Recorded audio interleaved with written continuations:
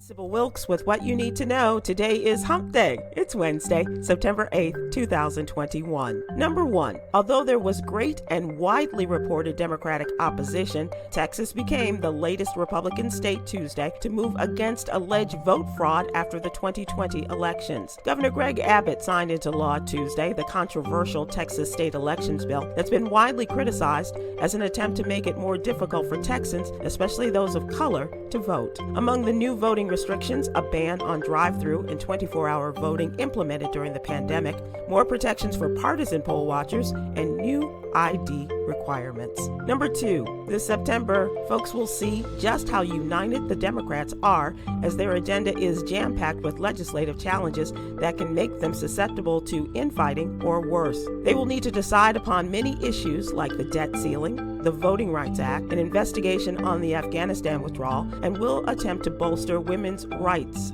to abortion.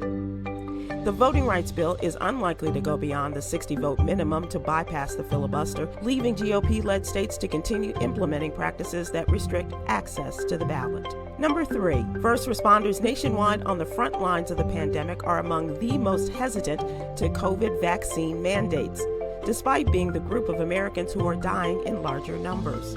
According to data compiled by the National Law Enforcement Officers Memorial Fund, 71 law enforcement officials in the U.S. died from COVID-19 in just the first half of this year. As the Delta variant continues to drive a record number of infections and deaths, frustrated city leaders are enacting mandates for municipal employees, including police officers and firefighters. Number 4. This week of labor, we honor the Black labor leaders who visioned and struggled for workers' rights. From A. Philip Randolph, the father of the Black labor movement, to Linda Dent, a leading voice in the contemporary labor movement, African Americans have carried the torch in many social justice movements. Read more about these little-known trailblazers in today's newsletter. Number 5. These days, the friendly skies are more of a distant memory. The Federal Aviation Administration said it has issued more than $1 million in fines to unruly airline passengers in 2021. There are no signs that the violence will abate anytime soon, thus reducing or eliminating fines.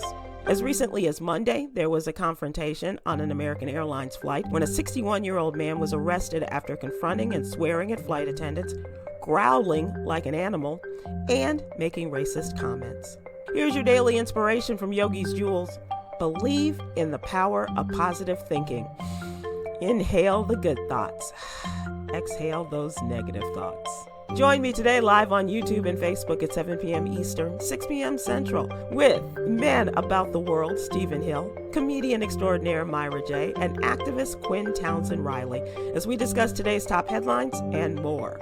Thank you to our What You Need to Know partner, Alpha Kappa Alpha Sorority, Incorporated. To subscribe to my free daily newsletter, please visit SybilWilkes.com. Be informed, be empowered.